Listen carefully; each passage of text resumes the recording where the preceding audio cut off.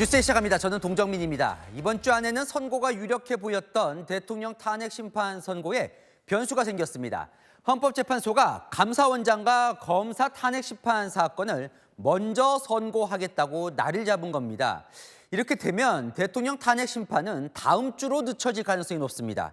오늘도 마라톤 평의가 이뤄졌는데 대체 안에서 무슨 논의가 이루어지고 있는지 궁금해집니다. 헌법재판소 바로 취재기자 연결해 보겠습니다. 송정현 기자, 이번 주 선고가 어려워졌다는 거 이거 진짜 사실인지 한번 듣고 싶습니다. 네, 맞습니다. 오늘까지도 헌법재판소가 윤석열 대통령 탄핵 심판 선고일을 지정하지 않으면서 선고가 다음 주까지 늦어질 수 있다는 관측이 나오고 있습니다. 오늘도 8명의 헌법재판관들은 모두 모여서 평의를 진행한 걸로 알려졌는데요. 약 1시간 전쯤 재판관들이 퇴근을 시작했지만 아직까지 윤 대통령에 대한 선고 날짜가 나왔다는 소식은 들리지 않고 있습니다. 선고 날짜는 헌재가 대통령과 국회 측에 먼저 통보한 뒤 발표되는데요. 국회나 대통령 측도 아직 선고기일을 통지받진 못했습니다. 헌재 안팎에서는 오는 14일 금요일이 윤 대통령 탄핵 심판 선고 날짜로 유력하다는 전망이 많았는데요. 사흘 전인 오늘까지도 선고일 통지가 이루어지지 않은 데다 오는 13일 다른 탄핵 심판 선고가 예정되면서 이번 주 중 선고 가능성은 상당히 낮아졌다는 관측이 나옵니다. 다음 주 후반부인 오는 20일이나 21일 선고 가능성이 제기되고 있습니다. 원래 헌재가 17일까지 변론이나 선고 일정을 잡지 않고 비워놔서 대통령 탄핵 심판 1차 마지노선으로 여겨져 왔는데 일단 17일은 넘길 가능성이 높습니다. 헌법재판관들은 오늘도 장시간 평의를 했습니다. 법원이 대통령 구속을 취소시키면서 수사 과정의 적법성에 대한 의문을 해소해야 한다고 언급한 대목과 탄핵 심판과의 연관성 등을 점검하는 것 아니겠냐는 관측도 나오고 있습니다. 지금까지 헌법재판소에서 전해드렸습니다. 대통령 측이 대통령의 지지율 변화 자료를 헌법재판소에 제출했습니다. 국민이 지지하는 대통령 지위를 헌재가 함부로 박탈해선 안 된다는 겁니다. 이기상 기자입니다. 어제 윤석열 대통령의 지지율 변동 자료를 헌법재판소에 제출한 대통령 대리인단. 자료에는 비상계엄 직후 10% 후반대로 떨어졌던 대통령 지지율이 이후 상승해 40% 후반대라는 수치 자료가 담겼습니다. 대통령의 구속 취소와 석방 등으로 국민 지지가 높다면 헌재가 탄핵 심판 선고에 앞서 꼭 참고해야 할 자료라는 입장입니다. 대리인단 측은 대통령은 직접 투표로 당선돼 민주적 정당성이 크다며 국민이 신뢰를 거두지 않으면 함부로 그 지위를 박탈할 수 없다고도 했습니다. 탄핵 심판 변론 과정에서도 대리인단은 대통령 지지율을 언급했습니다. 젊은이들이 나서서 대통령이 밝힌 계엄의 이유를 직접 조사하고 확인한 다음에 대통령을 지지하기 시작했고 대통령을 지지하는 여론이 꾸준히 상승해서 50%를 넘었습니다. 헌재의 선고를 늦추고 변론을 다시 열어달라고 할지는 아직 결정하지 못했습니다. 헌재의 수용 가능성이 현실적으로 높지 않은 데다 구속 취소 후 여론 지형이 대통령에게 우호적이라는 내부 판단이 작용한 것으로 보입니다. 채널A 뉴스 이기상입니다. 헌법재판소가 공직자들에 대한 탄핵 심판 일정을 잡고 있습니다. 최재해 감사원장, 이창수 서울중앙지검장 사건 선고가 모레, 박성재 법무부 장관 탄핵 변론이 다음 주에 열리는데요. 반면 한덕수 총리 선고 일자는 안 잡히고 있는데 무슨 속내가 있는 걸까요? 이세아 기자입니다. 헌법재판소가 오는 13일 오전 10시 이창수 서울중앙지검장 등 검사 3명에 대한 탄핵 심판 선고를 하겠다고 밝혔습니다.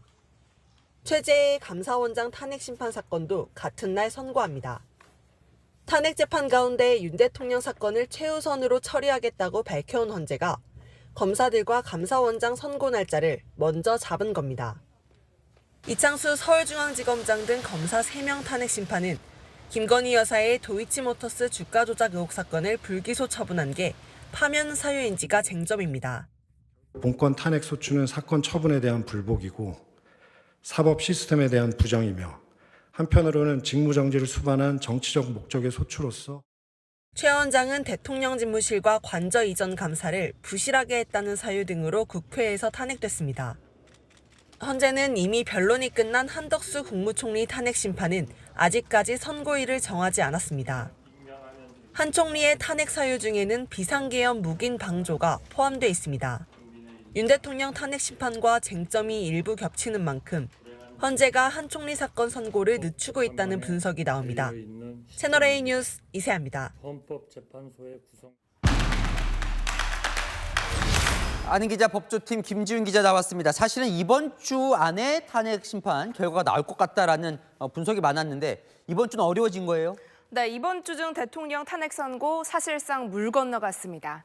기존 대통령 탄핵 사건 전례를 감안해서 이번 주 금요일이 선고일로 유력했잖아요. 그런데 헌재가 하루 전날인 목요일을 감사원장과 검사 3인의 탄핵 선고 날로 잡은 겁니다. 헌재 관계자에 따르면요, 지난 10년간 선고 일정을 이틀 연속으로 잡은 적은 없었다고 하더라고요. 헌재 내부 사정에 밝은 전직 관계자들 얘기도 일치하는데요. 재판관이 선고일을 잡으면 만 이틀 정도는 결정문 최종본을 만드는 작업에 몰두해야 한다고 하더라고요. 이 목요일 다른 선고가 있는데 바로 다음 날 대통령 탄핵 심판 선고는 물리적으로 준비가 어렵다고 봐야 한다는 거죠. 근데 이게 궁금합니다. 검사와 감사원장 탄핵 사건 선고한다는데 왜 한덕수 총리는 안 하는 겁니까? 네, 한덕수 총리 탄핵 심판은요, 변론을 종결한 지 3주 가까이 지나도록 선고기일이 안 잡히고 있는데요. 이 한 총리 탄핵 소추 사유에서 그 이유를 좀 유추해 볼 수 있습니다. 비상계엄 선포 등 국헌 문란 행위에 공모했다고 돼 있거든요.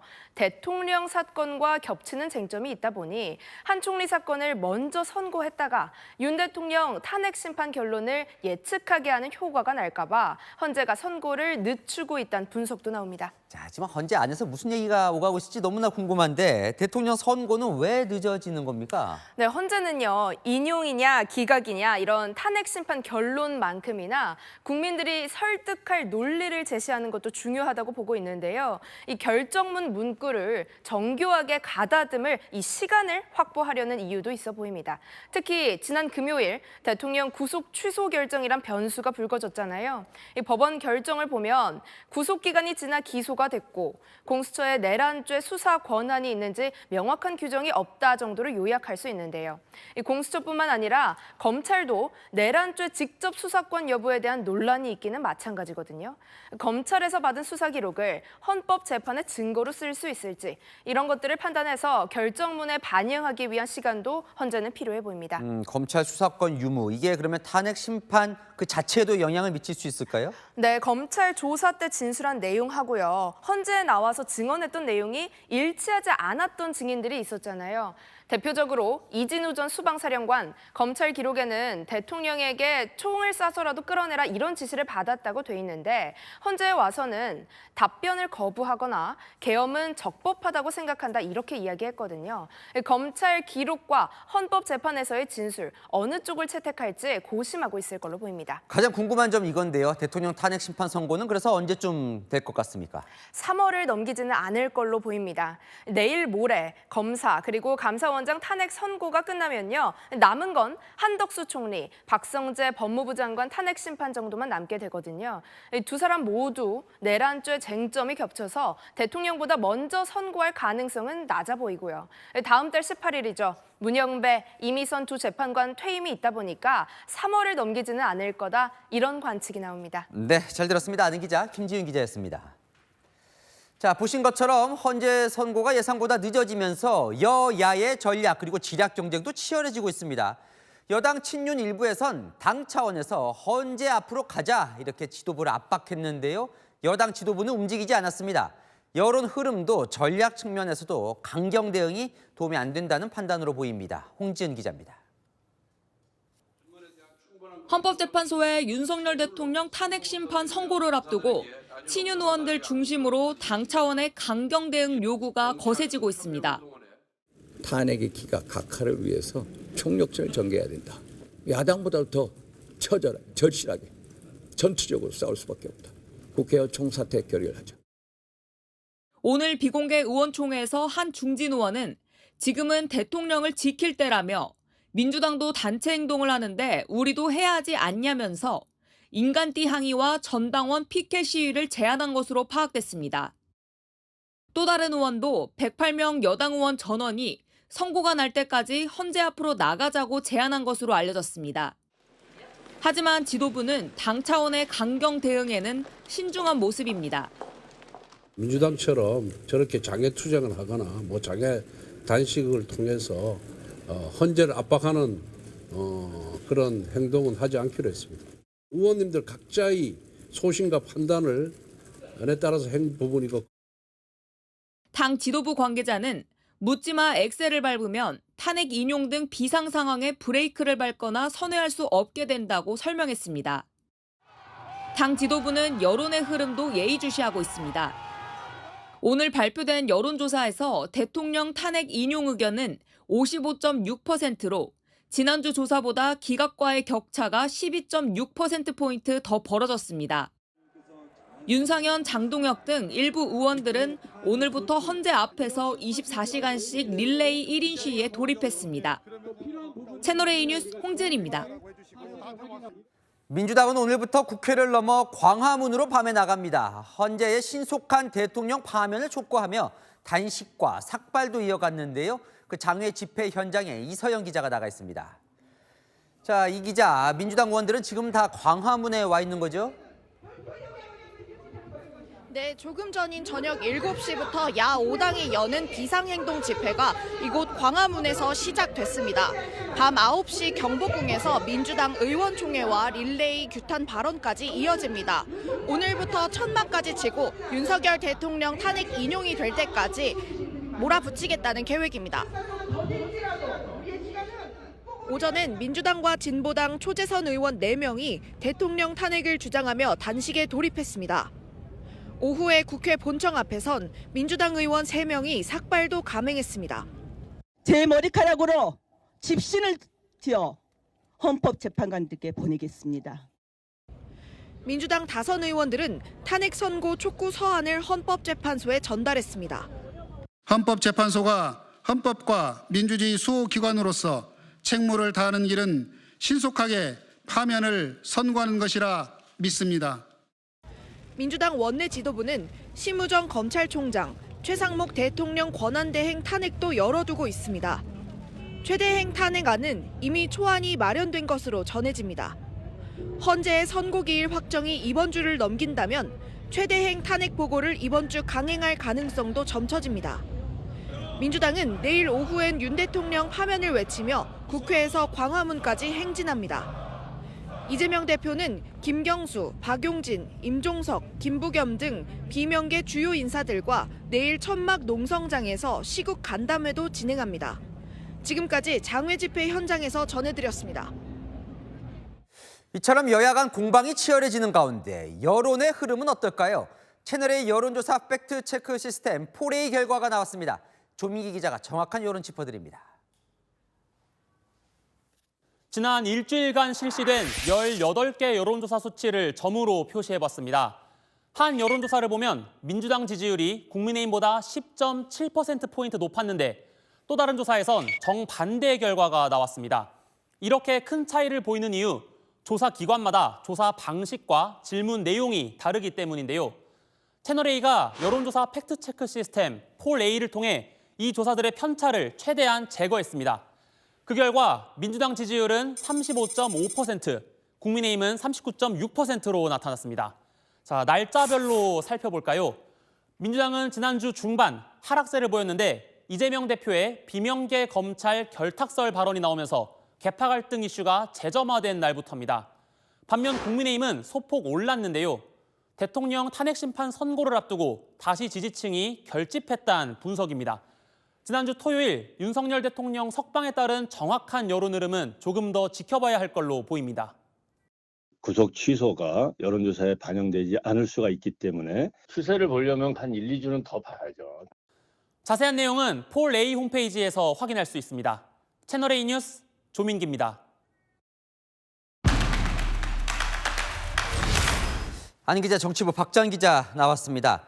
이게 무슨 얘기예요? 마은혁 헌법재판관 후보자 이름이 다시 등장하기 시작했습니다. 네, 사실상 8인 체제로 대통령 탄핵 선고가 될 게 확실해지면서 마은혁 이름이 쏙 들어갔었는데 민주당과 대통령 변호인단에서 다시 나오고 있습니다. 오늘 오전 지도부 회의에선 박찬대 원내대표와 김용민 원내수석 부대표, 진성준 정책위의장 모두 마은혁 임명을 재촉구했고요. 대통령 변호인단이 변론 재개 신청을 고심하면서 마은혁 후보자가 변수라는 이야기도 나옵니다. 왜 다시 등장하는 겁니까? 헌재 판결에 대한 경계심 때문인데요. 민주당의 원내 지도부에 물어보니까 대통령 구속 취소도 신경 쓰이는데 탄핵 선고 기일까지 예상보다 지연되니까 가만히 있을 수 없다는 거죠. 확실한 건 좋은 시그널이 아니라는 겁니다. 한 지도부 관계자는 평의에서 재판관 간의 이견이 나오는 것 아니냐며 대통령 구속 취소가 탄핵 선고 방향과 연결된 건 아닌지 의심해 볼 수밖에 없다고 불안감을 드러냈습니다. 오늘 오전 지도부 회의에선 검사 탄핵 선고기일을 윤 대통령 선고기일로 착각해 환호를 지르는 해프닝도 있었습니다. 세부적인 얘기는 이제 정책이 지정이 됐나 마칠까요? 대통령 탄핵이 아니라 검사 탄핵. 좀 전에 진작 얘기해 주시죠. 그만큼 지금 이 탄핵 선고가 간절하다는 걸 보여주는 것 같은데, 근데 마 후보자 임명이 왜 또 이게 중요해진 거예요? 네, 당 지도부는 대체로는 다음 주 초반쯤에 탄핵 심판 선고가 나올 것으로 예상하는 분위기입니다. 하지만 최악의 수도 염두에 두는 건데요. 민주당이 생각하는 최악의 시나리오는 문형배 이미선 재판관 임기가 만료되는 4월 18일 이후에 선고되는 겁니다. 그러면 재판관들은 6인 체제가 되고 한 명만 반대 의견을 내도 탄핵은 기각되죠. 그 전에 마은혁 재판관을 넣어서 9인 체제를 만드는 게 안심이 된다는 겁니다. 이미 헌법재판소가 마은혁 임명하라고 결론 내렸잖아요.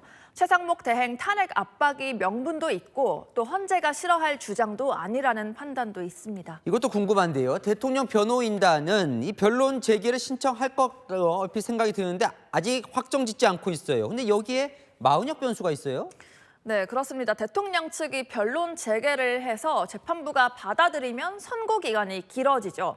그러면 야당의 마 후보자 임명 압박이 더 거세질 거라는 우려가 내부에서 나오고 있습니다. 대통령 측은 마은혁 임명은 가정할 수 있는 최악의 시나리오라고 말합니다. 마 후보자 임명되면 9인 체제 되죠. 4명 이상이 반대해야 탄핵이 기각됩니다. 실익이 적은 변론 재개로 마은혁 임명 빌미를 주느니 오히려 빠른 선고가 나은 것 아니냐고 고심하는 겁니다. 이 점은 민주당이 불안해하는 지점이기도 합니다. 한 민주당 원내 관계자는 윤석열 스타일대로라면 당연히 변론 재개 신청하고도 남았을 텐데 왜 안 할까? 본인에게 유리한 결과 나온다고 헌재에서 미리 듣기라도 한 것 아니냐고 의심했습니다. 양측 모두 치열하군요. 양측 막판 전략이 아주 치열하고 시시각각 바뀌고 있습니다. 이 대통령 측은 무조건 천천히 전략에서 마은혁 없는 기각 전략을 최우선하고 있고요. 민주당은 8대0 인용을 자신하다가 결과가 불확실해지자 최악의 수까지 고민하고 있는 겁니다. 8인 체제냐, 6인 체제냐, 9인 체제냐 그 중심에는 마은혁 후보자가 있는 겁니다. 대통령 측도 야당도 헌재 평의에서 어떤 논의가 있었는지 알지를 못하니 불안해하고 있고 전략은 시시각각 바뀌고 있습니다. 네, 한 기자, 박자한 기자와 살펴봤습니다. 탄핵 찬반 두고 시민들 움직임도 격화되고 있습니다. 탄핵 반대 쪽에선 오늘 123명이 나흘간에 걸친 이 릴레이 삭발을 시작했고 탄핵 촉구 측에선 시국 선언과 밤샘 노숙 농성에 돌입했습니다. 권경문 기자입니다. 흰색 가운을 두른 목사 2명 뒤로 미용 도구를 든 여성이 서 있습니다. 머리를 밀자 잘린 머리카락이 가운 위로 떨어집니다. 윤석열 대통령 탄핵에 반대하는 종교단체 관계자들이 헌법재판소 정문 앞에서 삭발식을 연 겁니다. 우리가 목을 자를 수는 없지만은 피를 흘릴 수는 없지만은 우리의 머리카락이라도 잘라서 어떤 대가를 치르더라도 대한민국을 지키기 위하여 삭발을 릴레이 하기로 시작했습니다. 오늘 12명이 삭발을 했는데 나흘간 123명이 릴레이 삭발을 할 예정입니다. 헌재 주변과 한남동 관저 앞에는 경찰 비공식 추산 1000명가량이 모여 탄핵 각하를 요구하는 집회를 열었습니다. 탄핵 각하! 민주당 해체! 민노총은 1000여 명이 모여 대통령 즉각 파면과 구속을 촉구하는 집회로 맞섰습니다. 내란 속에 윤석열을 다시 구속하라! 민노총 집회 참가자들은 오늘 밤부터 내일 아침까지 1박 2일 노숙농성에 들어갑니다. 탄핵 찬반 집회가 헌재 주변에 몰리면서 양측의 말싸움과 시비도 수시로 빚어졌습니다. 서울대에선 학생 교수의 탄핵 촉구 시국 선언도 발표됐습니다. 그렇게 어렵게 잡은 윤석열을 그냥 석방해준다니요. 서울중앙지법의 윤석열 석방 결정은 우리나라의 민주주의를 위태롭게 만들 수 있는 반민주적 조치로서 어떤 이유로도 정당화될 수 없습니다. 민주사회를 위한 변호사 모임 소속 변호사 100명도 시국 선언을 하고 대통령 구속 취소에 대한 검찰의 항고 포기 결정을 비판했습니다. 채널A 뉴스 권경문입니다. 네, 윤석열 대통령의 탄핵 심판 선고 당일 경찰이 헌법재판소 상공에 드론 비행을 금지하는 방안을 검토하고 있습니다. 헌법재판관들과 윤 대통령에 대한 공격 가능성에도 촉각을 곤두세우고 있습니다. 장호림 기자의 단독 보도입니다. 윤석열 대통령 탄핵 심판 선고 당일 헌법재판소 상공에는 드론을 띄울 수 없게 될 전망입니다. 현재 상공은 비행 제한 구역으로 관할 당국의 승인을 받아 드론을 띄울 수 있지만 경찰이 선고 당일 비행 금지 구역으로 지정해 비행을 원천 차단하려는 겁니다. 헌법재판소 주변 상공에서 드론 비행이 원천적으로 금지되면 이 구역에서 드론을 날린 사람에겐 벌금형 또는 과태료가 부과됩니다. 경찰 관계자는 드론이 떨어져 인명피해가 나거나 드론을 활용한 헌재 위협 등에 대비하기 위해서라고 밝혔습니다. 경찰은 내부 검토를 마치는 대로 국토교통부와 수도방위사령부에 협조 요청을 할 계획입니다. 경찰이 요청한 대로 저희가 검토를 해서 하는 거지 제한구역은 또 수방사가 관리를 하거든요. 그래서 그런 분들과 협의를 해야 돼서 드론이 발견되면 비행을 방해하는 경찰특공대 대응 장비를 선고 당일 배치하는 방안도 고려 중입니다. 선고일 전후로 전국 경찰서에 보관 중인 사냥용 총기 반출을 금지하는 방안도 검토하고 있습니다. 경찰은 헌법재판관 상대 테러 모의 첩보와 윤 대통령에 대한 신변 위협 암시글 등을 인지해 내사에 착수했습니다. 채널A 뉴스 장호림입니다. 네, 윤 대통령 석방 이후 한남동 관저 앞도 다시 분주해졌습니다. 집회에 인파가 모이면서 임시 횡단보도가 생기고 하굣길 순찰대도 조직됐습니다. 김승희 기자가 현장에 나가봤습니다. 윤석열 대통령 관저 앞 초등학교. 담벼락엔 통학로를 지켜달란 현수막이 붙어 있고 경찰 기동대 버스도 줄지어 서 있습니다. 하교 시간이 되자 구청에서 조직한 순찰대가 조를 짜 움직입니다. 3학년이야? 여기 나와서 엄마 한번 찾아보고 없으면 들어와. 윤 대통령 석방 이후 이곳에서 다시 집회가 열리자 현장 안전 강화에 나선 겁니다. 주민 불안은 여전합니다. 집회랑 여기 앞에 도로를 다 막힐 정도로 사람이 그만큼 많이 왔었고 사람들이 치여서 이제 다치거나 문제가 생기지 않을까 이제 그런. 석방 다음 날인 9일엔 관저 앞 교차로에 임시 횡단보도도 생겼습니다. 집회 인파가 몰리며 그동안 사용하던 보도육교가 흔들린다는 민원이 빗발치자 따로 만든 겁니다. 육교가 안전 문제로 폐쇄되면서 옆에 이렇게 임시 횡단보도가 만들어졌는데요. 보행자 보호를 위해 이렇게 방호 울타리와 과속 CCTV도 추가됐습니다. 국민안전 진단 결과 육교의 안전성에 문제가 있어서 폐쇄를 해야 된다라고 하면 고정 횡단보도로 전환해서 운영할 계획입니다. 구청은 지난 1월과 마찬가지로 쓰레기 처리와 교통대책, 불법 주정차 단속도 강화할 방침입니다. 채널A 뉴스 김승희입니다. 우크라이나가 미국과의 회담을 8시간 앞두고 러시아의 수도 모스크바에 대규모 드론 공세를 퍼부었습니다. 종전 협상을 앞두고 양측의 전선이 격화되고 있습니다. 장하연 기자입니다. 캄캄한 밤, 폭발음과 함께 주변이 환해지더니 고층 건물 사이로 시뻘건 불기둥이 치솟습니다. 현지 시각 오늘 새벽 4시, 러시아 수도 모스크바에 우크라이나군이 대규모 드론 공격을 감행한 겁니다. 현재까지 최소 2명이 숨지고 3명이 다친 것으로 알려졌습니다.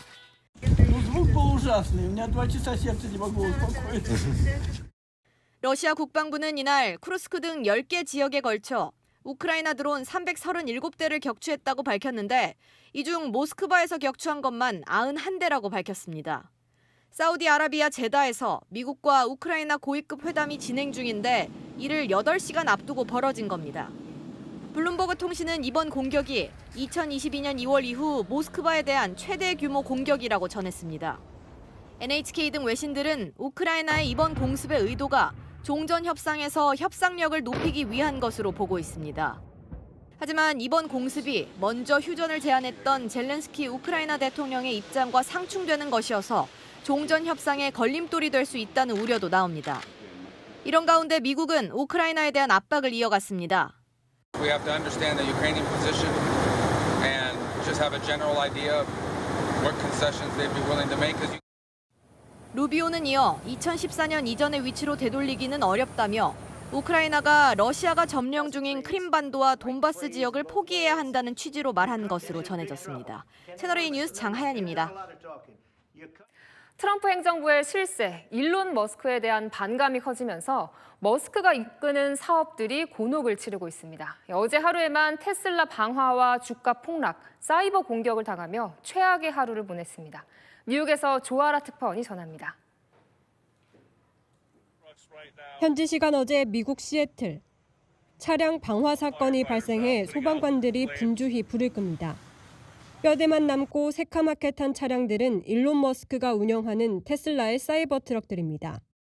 최근 테슬라 충전기 방화 사건부터 매장 총격 사건까지 트럼프 2기 출범 이후 테슬라 관련 시설에서 발생한 범죄만 최소 12건이나 됩니다. 뉴욕의 테슬라 매장 앞에서는 이렇게 철제 바리게이트가 찌그러졌을 정도로 격한 대규모 시위가 벌어졌습니다. We are interested in taking down the stock price of Tesla so that we can send a clear message to Elon Musk and to Donald Trump that they need to stop destroying our government. 공교롭게도 이날 테슬라의 주가도 폭락했습니다. 뉴욕 증시에서 테슬라 주가는 하루 만에 15% 넘게 떨어지며 시가총액 190조 원이 증발했습니다. 폭락은 2020년 9월 이후 가장 컸습니다. 심지어 자신이 소유한 소셜미디어 X의 사이버 공격도 일어나 접속 장애가 잇따랐습니다. 머스크는 TV에 출연해 일어난 일을 감당하기 어려운 듯 한숨을 쉬기도 했습니다. I mean, how are you running your other businesses? With great difficulty. Yeah, I mean, I'm just here trying to make government more efficient. 그러면서도 사이버 공격의 근원지가 우크라이나라는 등 일방적인 주장도 펼쳤습니다.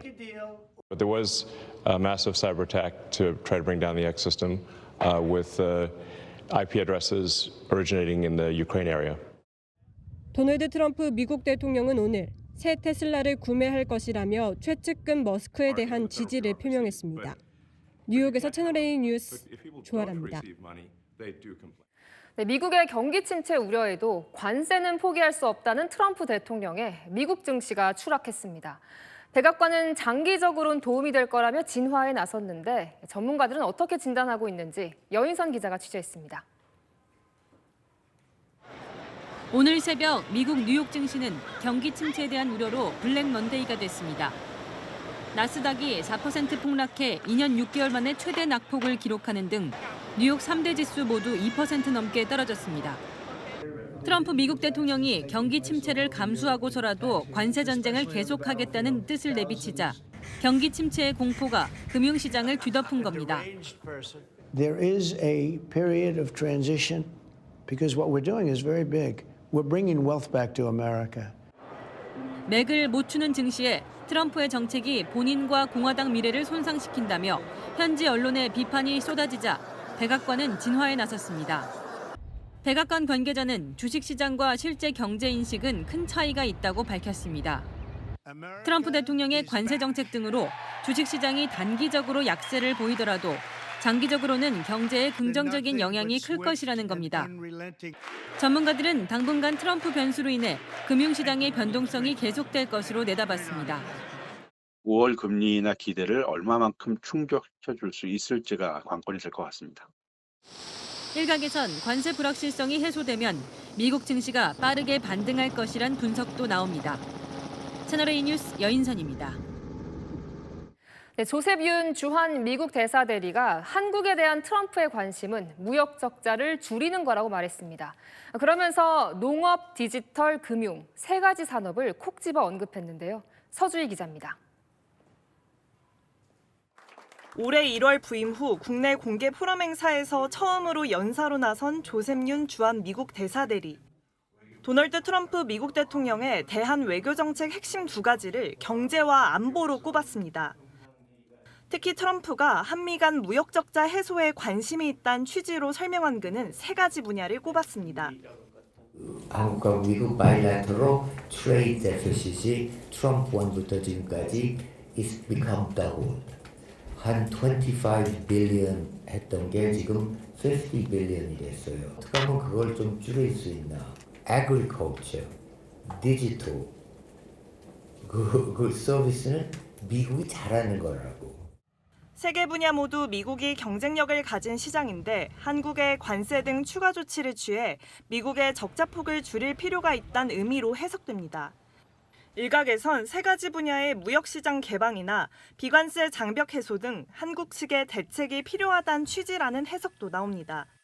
최근 한국 정치권 일각에서 확산하는 핵 무장론에 대해선 트럼프 행정부에서 검토한 적 없다고 선을 그었습니다. For example, of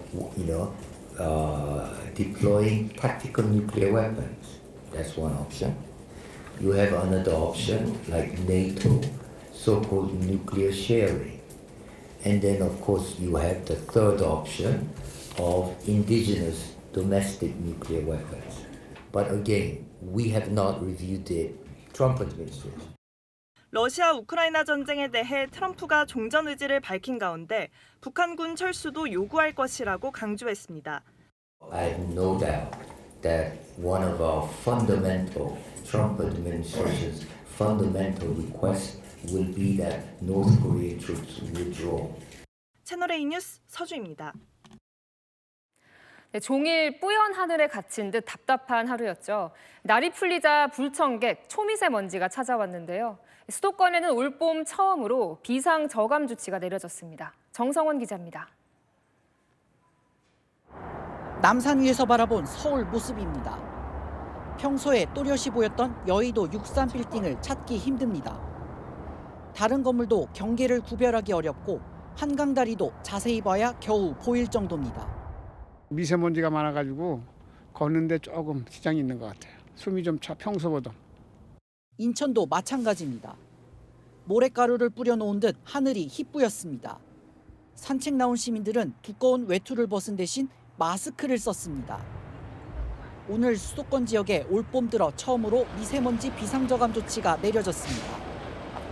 대기 정체로 미세먼지가 축적되면서 중부 지역을 중심으로 미세먼지 농도가 나쁨 수준을 보인 겁니다. 공기질은 당분간 탁할 전망입니다. 오늘과 내일 황사가 발원해 내일이나 모레쯤 우리나라에 유입될 가능성이 큽니다. 초미세먼지가 우울증을 유발할 수 있다는 연구 결과도 나온 만큼 최대한 외출을 자제하고 마스크를 끼는 게 중요합니다. 연세대 원주의대 교수팀이 실험용 쥐에 4주간 초미세먼지를 흡입시켰더니 뇌에서 분비되는 스트레스 유발 물질이 증가하고 행복 호르몬으로 불리는 도파민의 기능이 떨어져 우울증 발생 위험이 높아졌습니다. 초미세먼지가 실제 신경계에 악영향을 준다는 사실을 실험으로 규명한 것은 처음입니다. 채널A 뉴스 정성원입니다. 네, 우리 밥상에서 빠질 수 없는 김치. 정성과 시간이 많이 들다 보니 김장을 하는 대신 사 먹는 분들 많으시죠. 요즘엔 값이 2배 이상 비싼데도 호텔 김치를 찾는 사람들이 날로 늘고 있다는데요. 왜 그런지 우현기 기자가 취재했습니다. 서울 중구의 한 유명 호텔 뷔페. 밑반찬인 김치가 종류별로 놓여져 있습니다. 호텔 뷔페에서 나오는 총각김치입니다. 고객들의 사고 싶다는 문의에 판매도 하고 있는데요. 무엇보다 입소문을 타면서 김치 구독 서비스까지 선보이고 있습니다. 원하는 제품과 중량을 배달 주기에 맞춰 집으로 배송해 주는 겁니다. 가격은 일반 포장 김치보다 2배 이상 비쌉니다. 하지만 고급 재료를 사용하고 특급 호텔이 만들었다는 인식 때문에 프리미엄 김치로 인기가 높습니다. 호텔 김치는 왠지 생각에서는 깨끗할 것 같기도 하고 믿음도 가고 해서 자주 애용하는 편이고 실제로 맛있고요.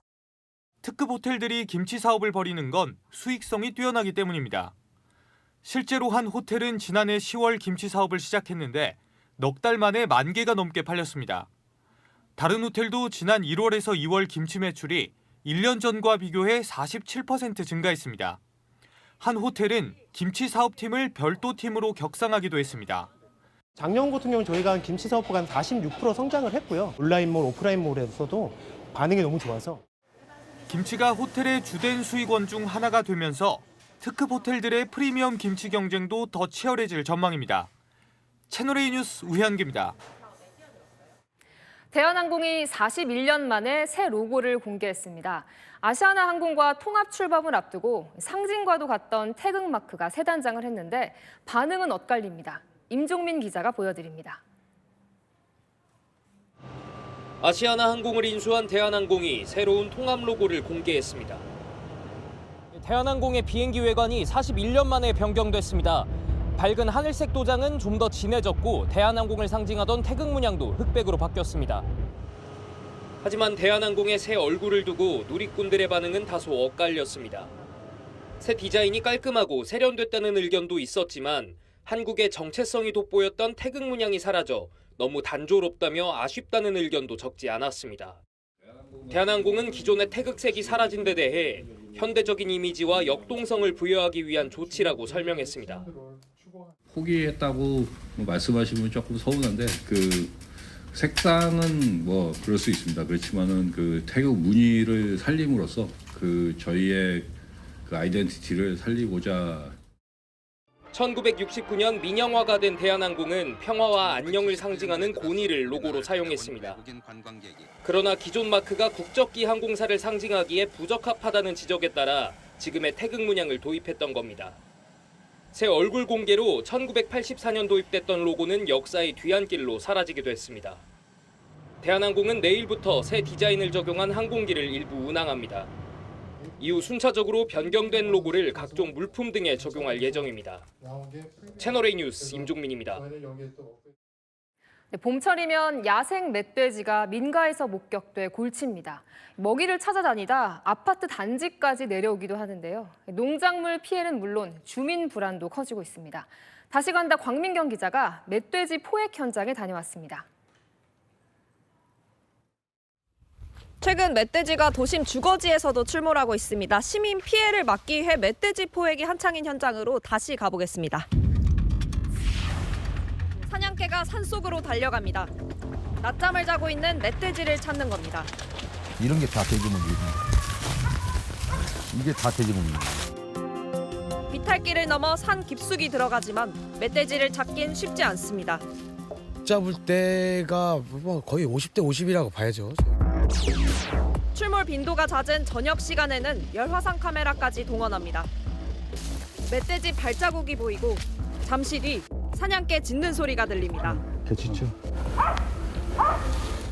무전기 화면에는 사냥개들이 모인 장소가 확인됩니다. 돼지는 잡았어. 이게 돼지 잡아놓은 거야. 잡아놨어 지금. 멧돼지 한 마리가 사냥개 3마리에 둘러싸였습니다. 포획 작업의 마무리는 역사의 몫입니다. 먹이 찾으러 이제 밤 같은 거 먹으려고 이제 밤밥 그런 데 내려온 거죠. 이날 멧돼지는 밤나무 인근에서 잡혔는데 최근엔 이렇게 먹이를 구하러 농가 근처까지 내려오는 경우가 많습니다. 주민들의 시름은 깊어졌습니다. 못 먹는 게 없지요. 다 먹어요. 고추도 다 먹어요. 심지어는 여기 작년에 여기 대파 심었는데 대파도 다 뜯어 먹었어. 마을 주민들은 농작물 피해를 막기 위해 곳곳에 그물망을 설치했습니다. 하지만 막기엔 역부족입니다. 주먹만한 멧돼지 발자국들이 여기저기 보입니다.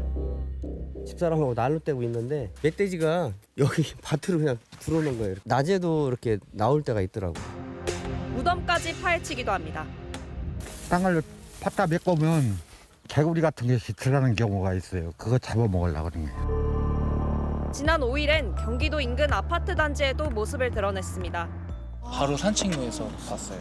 굉장히 불안하죠. 왜냐면 강아지도 있고 애도 있는데 해코지라도 당할까 좀.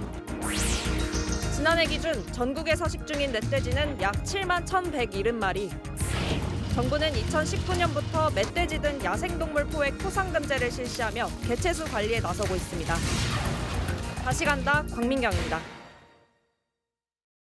네, 필리핀 수도 마닐라의 번화가에서 우리나라 여행객이 강도들이 쏜 총에 맞아 숨졌습니다. 현지 경찰이 용의자들을 추적하고 있습니다. 문예빈 기자입니다. 화려한 조명 사이로 남녀 2명이 길을 걷습니다.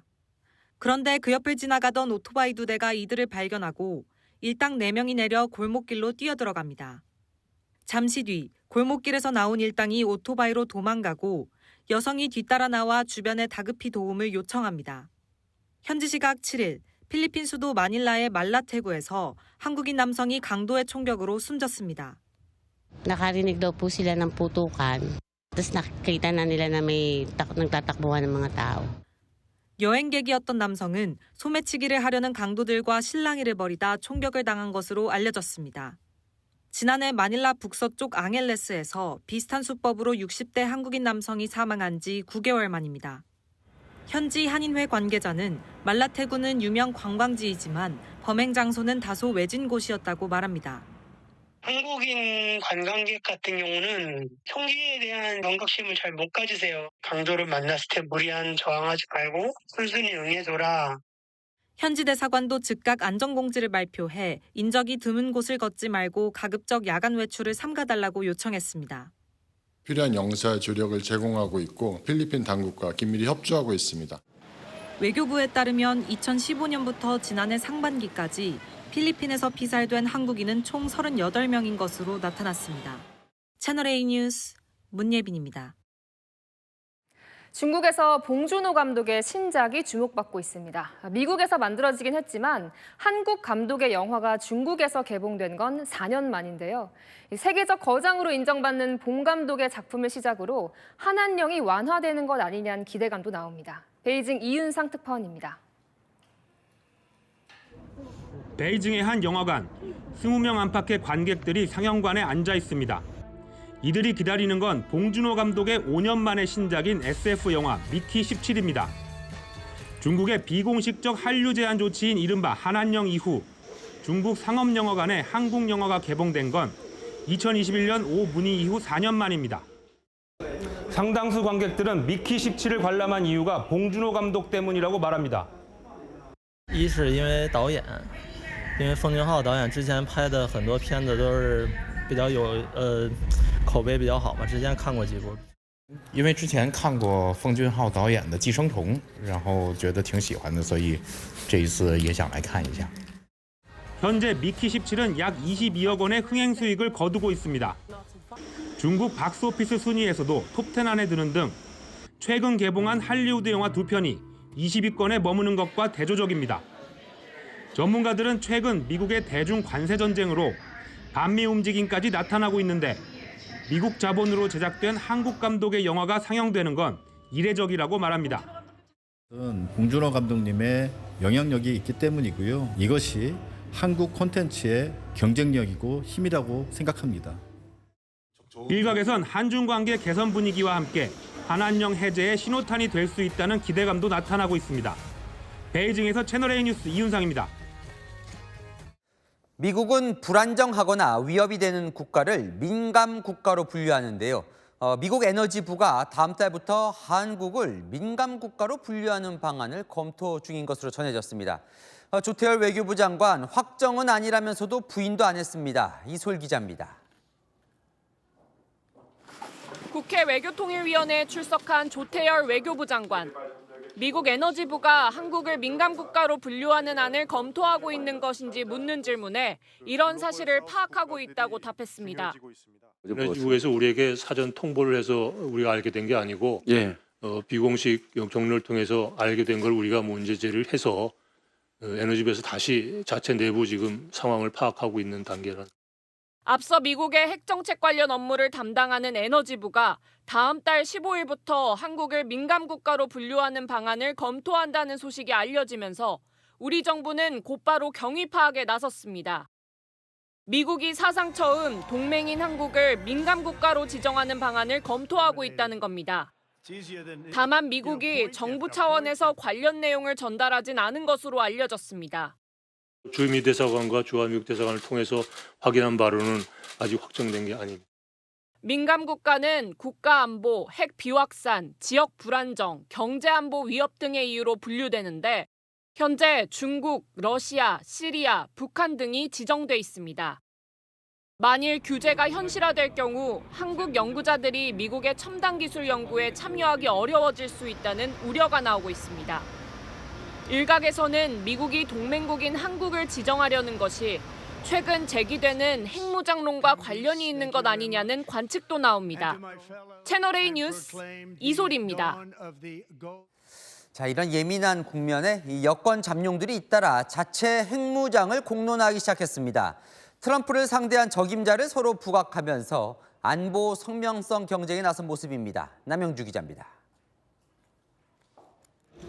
국회를 찾은 오세훈 서울시장이 핵 잠재력을 갖춰야 한다는 주장을 꺼냈습니다. 미국의 제공에 전적으로 의존하기보다 유사시 핵무장까지 가능한 자체 능력을 갖자는 주장입니다. 이미 핵미사일을 보유하고 있는 북한과 군사적으로 대치하고 있는 상황인데요. 이웃나라 일본 정도 수준으로 확보하겠다는데 그것에 대해서 국제사회가 지나치게 우려를 한다든가 반대를 하는 것은 저희의 주권에 관한 문제라고 저는 생각을 합니다. 자체 핵무기를 개발한 뒤 북한이 폐기하면 함께 폐기하는 조건부 핵개발도 언급했습니다. 유승민 전 의원도 독자 핵무장을 주장하고 있습니다. 트럼프는 모든 것을 돈의 관점에서 보기 때문에 관세나 방위비 분담금 요구와 핵무장 기회를 엮어 최대한 얻어내야 한다고 말했습니다. 한동훈 전 국민의힘 대표는 한미일 공조체제를 강조했습니다. 친중 성향 정권이 들어선다면 대한민국은 어려움에 빠질 것이라며 트럼프 행정부의 실용주의 성향을 활용해 국익을 극대화할 수 있다고 강조했습니다. 우리가 살 길은 한미일 블록에 속하는 겁니다. 그리고 거기서 우리가 우리의 카드를 충분히 쓰면서 국익을 최대한 뽑아 먹어야 한다는 것. 야당에서는 여권의 자체 핵무장론에 오로지 표를 얻기 위한 얄팍하고 위험천만한 생각이라는 지적이 나왔습니다. 채널A 뉴스 남영주입니다. 민주당은 이미 조기 대선 모두입니다. 친명계가 주축이 된 대선용 전국 조직이 이번 주말 출범합니다. 강성 친명 대신 온건파나 비명을 내세워 각 지역에서 이재명 대표의 외연 확장을 주도할 방침입니다. 정현주 기자의 단독 보도입니다. 더불어민주당 원내외 인사가 모인 전국구 조직, 국민주권 전국회의가 오는 15일 국회에서 출범합니다.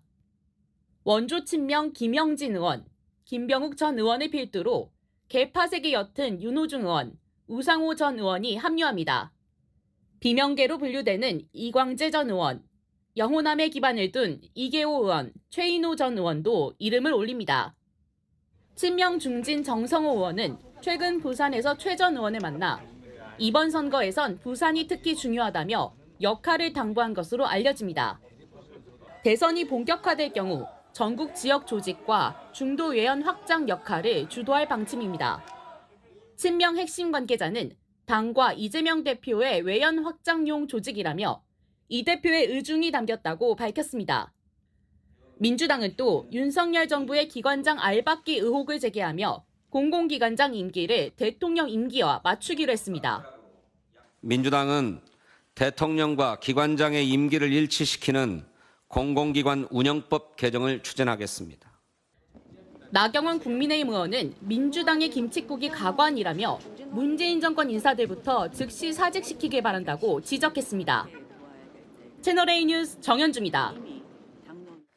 이재명 민주당 대표의 위증교사 의혹 2심 재판이 오늘부터 시작됐습니다. 1심에서 이 대표 무죄가 선고됐지요.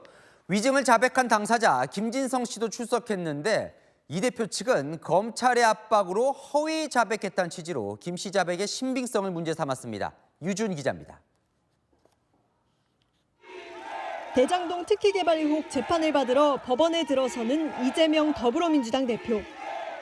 오늘 위증교사 항소심 준비기일인데 혹시 입장 있으신가요? 오후엔 위증교사 혐의 2심 재판도 시작됐습니다.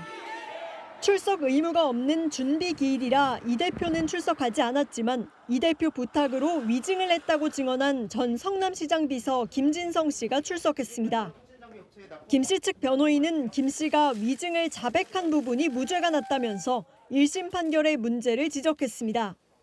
반면 이 대표 측은 김 씨가 검찰 수사 때문에 허위 자백을 했다는 취지로 주장했습니다. 김 씨가 거미줄에 걸린 나방 신세라며 검찰이 다른 사건을 갖고 있다는 사실만으로도 엄청난 압박감을 느낄 수밖에 없다고 했습니다. 재판부는 검찰에 김 씨가 수사받고 있는 사건이 있다면 정리해 제출하라고 했습니다. 한편 이 대표는 대장동 재판에서 대장동 업자들을 10년 넘게 한 번도 본 적 없다. 업자들에게 1,120억 원을 추가 부담시켰다며 자신의 배임 혐의를 부인했습니다. 채널A 뉴스 유주은입니다. 성혜랑 기자와 여랑야랑 시작합니다. 첫 번째 주제 보겠습니다.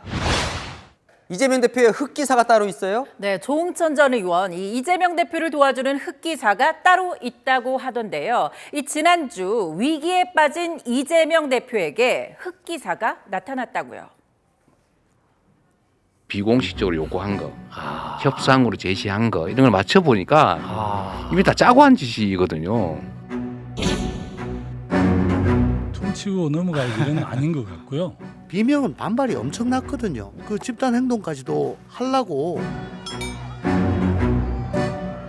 이슈로 덮어가지고 김경수 전 지사가 지금 갑자기 저 텐트 치고 광화문에서 단식을 하고 김동연 현 지사는 매일 아침에 출근 전에 그 수원 인근에서 1인 시위를 한다 이거죠.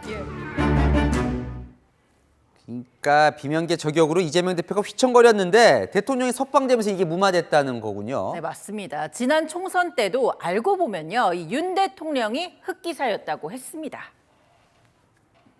런종서 875원 의대 정원 총선에서 압승하게 만들어준 사람이 전 윤석열 대통령이라고. 이재명의 흑기사는 윤석열이다. 네, 그러면서 관저에서 이것만은 참아야 한다고 했습니다. 이번에도 흑기사가 될 것이다. 그러니까 관저 정치 하시면 안 된다. 그냥 가만히 계시라. 격려 전화, 감사 전화 이런 것도 절대 안 된다. 그러니까 대통령은 관저에서 지금 가만히 있어야 한다는 거군요. 네, 맞습니다. 이 여권에서도 비슷한 이야기 나왔는데요. 특히 주먹 쥐고 저럴 때 혹시 어퍼컷을 할까봐 조마조마했는데 무슨 김치찌개를 드시고 강아지들하고 반갑게 인사를 하고 좀 이렇게 자중하고 근신하고 이런 모습을 보여주는 게 좋고. 제일 우려하는 게 바로 관저정지. 국민의힘이 윤석열 대통령의 포켓 정당으로 굳어져 버린다면 엄청난 위기가 되는 거예요. 네, 다음 주제 보겠습니다. 누가 법원에 뺨을 맞아요? 네, 대통령 구속 취소 결정, 이 민주당으로서는 이 법원에 뺨 맞은 격이란 비유가 나왔는데요. 그런데 화풀이는 엄한 곳에 하고 있다는 주장이 여권에서 나왔습니다.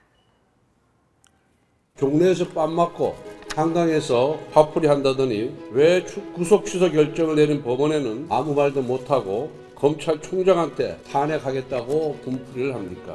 이재명 대표의 공직선거법 위반 항소심 선고를 앞두고 법원의 눈치를 보고 있습니다. 이 인신을 구속할 거냐 말 거냐 판사의 권한이고 석방을 지휘한 검찰총장이 무슨 죄가 있어서 법원에서 뺨 맞고 검찰의 화풀이는.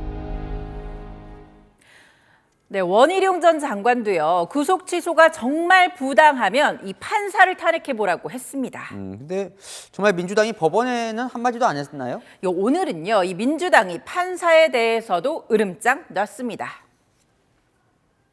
심우정 검찰총장은 내란숙의 석방의 대가를 치르게 될 것입니다. 최상목 권한대행은 가장 강도 높은 심판을 받게 될 것입니다. 중앙지법 지기현 판사에게 묻습니다. 윤석열에게 적용한 기준을 지기현 판사가 돈도 백도 없는 사람에게 적용하는지 지켜볼 것입니다. 민주당 핵심 관계자는요, 이 탄핵 가능성을 시사한 대상에서 판사만 뺐다는 여당의 지적에 대해서 재판 결과에 문제가 있으면 항소해서 따지면 되지 무슨 판사 탄핵이냐던데요. 여당이 엉뚱한 소리를 하고 있다, 이렇게 반박했습니다. 네, 하나 더 보겠습니다. 무슨 말이에요? 집단 멘탈 붕괴가 왔어요? 네, 이준석 의원, 여권 잠룡들이요. 이 대통령 석방 소식에 멘붕, 즉 당황하고 있다던데요. 탄핵에 대해서 적극적인 반대를 안 했던 후보들이 멘붕이 온 겁니다. 어떠한 이유로도 용납될 수 없습니다. 분명한 책임을 물어야 합니다. 책임져야 된다고 했었잖아요. 누구를? 윤석열 대통령에 대해서. 누가요? 뭐를 용납할 수 없다고 그래요? 비트코인 된 글을 페이스북에 올리고 뭐 희한한 행동을 또 구속 취소는 잘 됐다는 듯이 이렇게 얘기하고 구속 취소 결정하는 건 뭐 자연스러운 일입니다. 역동작 걸린 겁니다. 그러니까 대통령과 손을 끌려다가 뭔가 몸을 틀면서 뭔가 엇박자가 난다 이런 건가요? 네, 맞습니다. 이준석 의원 본인은요, 누가 뭐라든 이 대권가도 걷는다는데요. 이미 당 대선 예비 후보로 단독 입후보도 했죠. 네. 저를 염두에 둔 거 하나는 있지만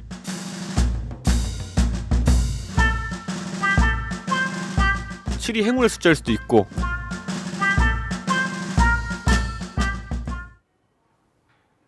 네, 여권 잠룡들에게 우왕좌왕한다며 쓴소리한 개혁신당. 계속되는 내부 분열에 갈피 못 잡는 건 마찬가지 같네요. 네, 지금까지 여랑야랑이었습니다. 오늘 수도권은 안개에 먼지까지 더해져서 한두 블록 앞도 보이지 않았습니다. 오후 들어 안개는 거쳤지만 뿌연 하늘이 온종일 시민들을 괴롭혔는데요. 내일은 황사까지 더해집니다. 밤새 쌓인 먼지는 점심 무렵 점차 흩어지는데요. 파란 하늘도 잠시 밤에 국외 먼지와 황사가 다시 유입됩니다. 내일 중서부를 중심으로 먼지 농도 나쁨 단계 예상되고요. 대구와 부산, 울산도 오전 한때 대기질이 탁합니다. 중북부와 제주에는 비 예보 있는데요. 양이 적어서 먼지를 해소하긴 어렵겠습니다.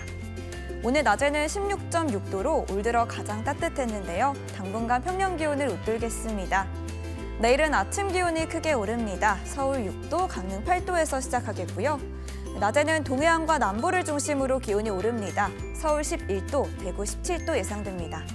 일요일에는 전국에 눈비 예보 있습니다. 날씨였습니다. 미국 에너지부가 한국을 민감 국가로 지정할 수 있다는 우려가 나옵니다. 기존 민감 국가들 보면 중국, 러시아, 시리아, 북한 등입니다.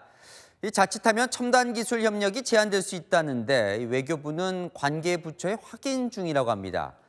관세 폭탄 맞기도 급급한데 또 하나의 폭탄이 날아오는 건 아닌지 걱정입니다. 마침표 찍겠습니다. 산 넘어 산 뉴스에 마칩니다. 감사합니다.